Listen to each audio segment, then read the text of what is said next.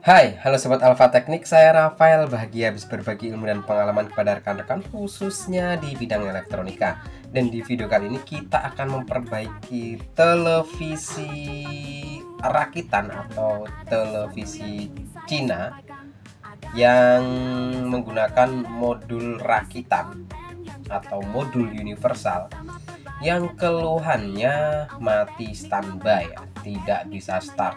Oke, langsung saja kita tes seperti apa kerusakannya. Nah, seperti ini rekan-rekan, saya sudah bongkar untuk mesin televisinya. Modelnya seperti ini ya. Dan keterangan pada mesin televisinya atau mainboard televisinya itu menggunakan tipe ZS-V53. ZS-53 RLBK1. Jadi biasanya kita menyebutnya tipe 53. Oke. Nah, ini kerusakannya standby rekan-rekan. Coba kita colokkan ya. Oke, sudah saya colokkan, lampu indikatornya menyala merah di sini ya. Lalu kita tekan tombol powernya di sini. Nah, ini tidak bereaksi, lampu merahnya tetap melotot merah saja. Seharusnya berubah warna menjadi hijau, tapi ini tidak ada reaksi. Nah, oke, bagaimana cara perbaikannya? Ikuti terus video ini sampai selesai. Dan jangan lupa klik like dan subscribe, karena banyak sekali loh video-video cara perbaikan elektronika di channel Alfa Teknik ini yang mungkin bisa menjadi referensi bagi rekan-rekan.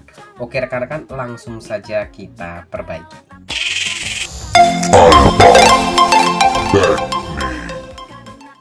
Oke, setelah kita bongkar, kita lepas saja dulu LCD-nya rekan-rekan.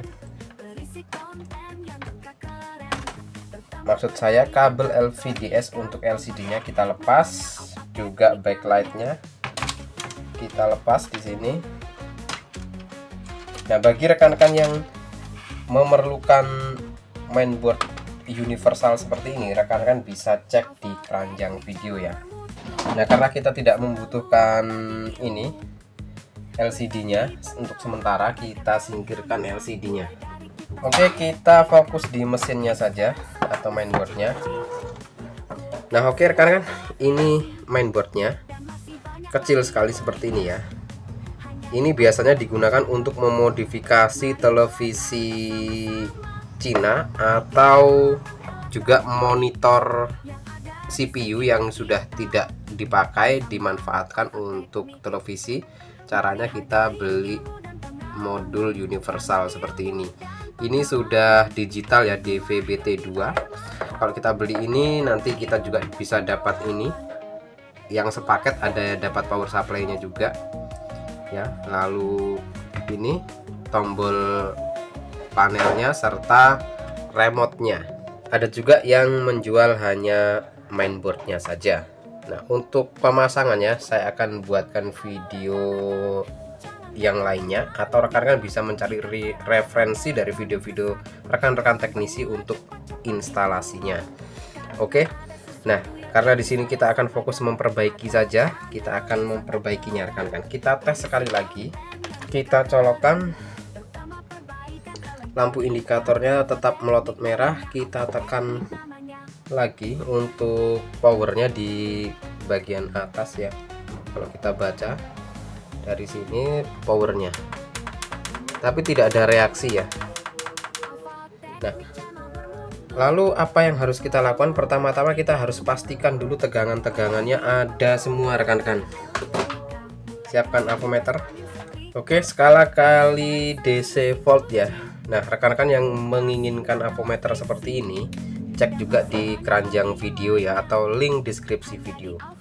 Nah, ini avometer yang sering saya gunakan karena dia sudah bisa mengukur kapasitor rekan-rekan. Cocok sekali untuk memperbaiki kipas angin ya, untuk ngecek kapasitor kipas angin. Oke, langsung saja kita cek tegangannya. Pertama-tama dia bekerja dengan tegangan 12 volt. Nah, rekan-rekan bisa periksa di sini. Ada keterangan 12 volt ya. Di sini atau di sini. Prop hitamnya kita taruh di, nah saya taruh sini saja. Oke, kita cek tegangan 12 volt di sini ya.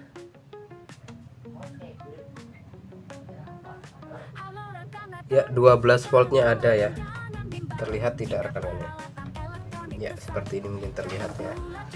Nah, kita ulang lagi, kita cek tegangan 12 volt di sini ya. Tegangan 12 volt ada ya, 12,5. Lalu kita cek tegangan 3,3 volt. Nah, di sini biasanya sudah ada keterangan-keterangannya ya. 3,3 volt ada di sini. Lalu tegangan 1,8. Nah, lalu untuk tegangan 1,8 volt, rekan-rekan bisa lihat di sini ya. Di area sini ada IC, biasanya tipenya 1117 ya. Nah, rekan-rekan cek di situ harus ada tegangan di kaki tengahnya 1,8 atau 1,7 lah, drop sedikit nggak apa-apa. Nah, ini ada ya 1,79 ya, anggap saja 1,8, berarti ini tegangannya ada 1,8 di kaki tengahnya ya. Nah, ini IC untuk menurunkan tegangan dari 5 volt menjadi 1,8. Kalau di kaki nomor 3 nya terukur 5 volt rekan-rekan ya. Nah, berarti IC ini ada. Nah, lalu rekan-rekan dari IC ini biasanya dia akan diumpankan ke sini rekan-rekan ya. Di sini ada IC V-core. Biasanya kan IC-nya kakinya itu 5 rekan-rekan, 2 di samping sini, 3 di samping sana. Nah, kaki nomor 1 di kaki yang 2 ya. Jadi di sebelah sini itu harus ada tegangan 3,3. Nah, ada ya rekan-rekan ya. Tegangan 3,3 ada. Nah, lalu rekan-rekan lihat outputnya. Biasanya di situ ada induktor. Nah, di sini ada induktor kecil. Nah, di outputnya itu harus ada tegangan 1,7 atau 1,8 ya. Nah, ternyata tidak ada rekan-rekan ya. Nah, kemungkinan besar IC V-core-nya ini rusak.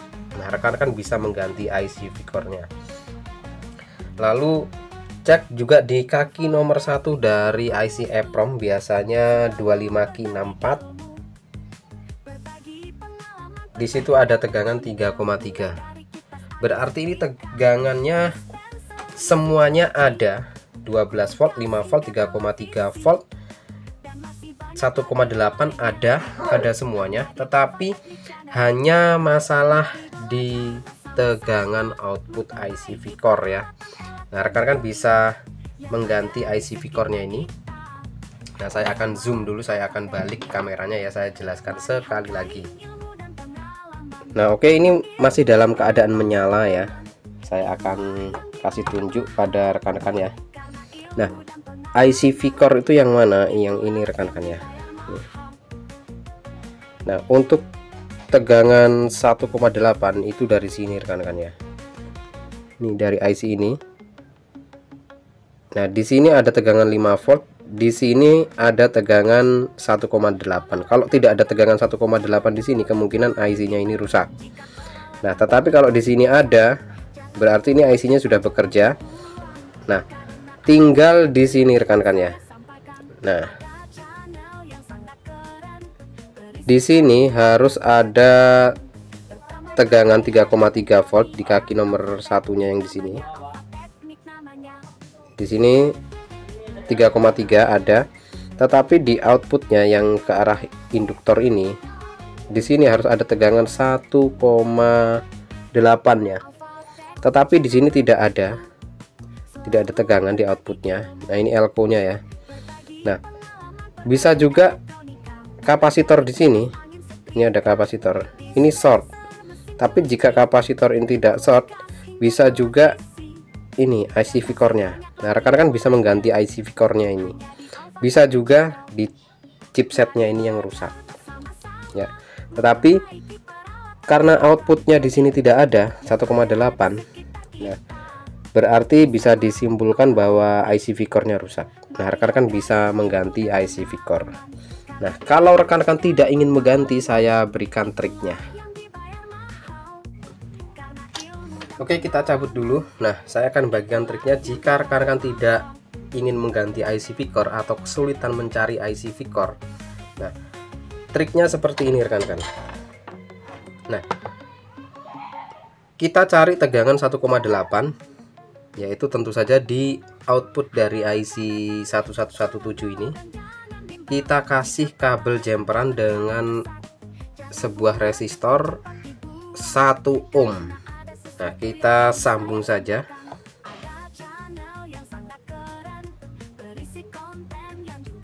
Dari kaki tengah IC 1117, IC untuk menurunkan tegangan ke 1,8 volt. Nah, kita sambung seperti ini, lalu kita jumperkan ke output IC V-core. Nah, untuk lebih mudahnya kita jumperkan ke sini induktornya. Kalau ada elko nya atau ada kapasitornya, kita jumperkan ke kapasitornya saja.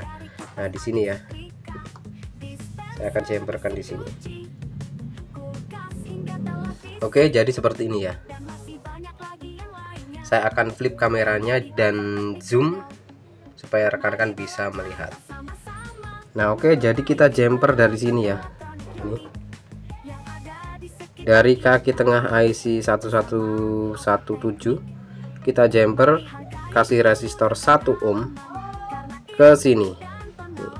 Nah, di sini ada IC V-core. Nah, di outputnya IC V-core itu ke arahnya sini. Nah, ini kalau kita urutkan jalurnya nanti masuk ke IC ini rekan-rekan, IC chipsetnya ini ya, dari sini. Nah, oke, saatnya kita tes ya.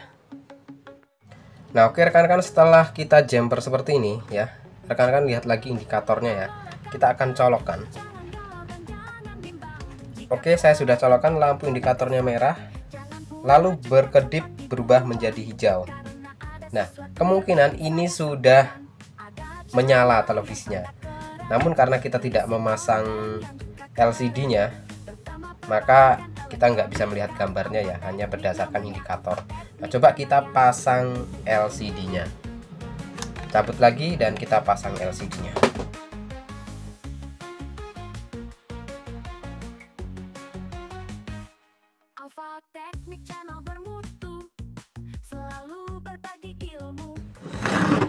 Oke, kita sudah kembalikan seperti semula. Langsung saja kita tes ya. Kita langsung colokkan. Oke, lampu indikatornya menyala merah lalu hijau, lalu langsung keluar layar biru dan AV posisinya. Kita tunggu sampai ada tulisan tidak ada sinyal. Nah, oke. Jadi ini langsung normal. Nah, oke, coba kita tes untuk tekan tombol powernya. Ya, dia bisa mati. Kita tekan lagi tombol powernya. Tek. Ya, dia bisa menyala. Oke. Jadi seperti itu rekan-rekan. Kita sudah berhasil memperbaikinya dan mantap. Nah, oke rekan-rekan, sekian dulu video kali ini. Jangan lupa klik like dan subscribe, juga share videonya agar ilmunya bermanfaat bagi orang lain juga, serta menjadi ladang pahala bagi kita semua. Hargai ilmu dan pengalaman, karena ilmu dan pengalaman itulah yang dibayar mahal. Oke rekan-rekan, sampai jumpa di video-video saya selanjutnya. See you, bye-bye.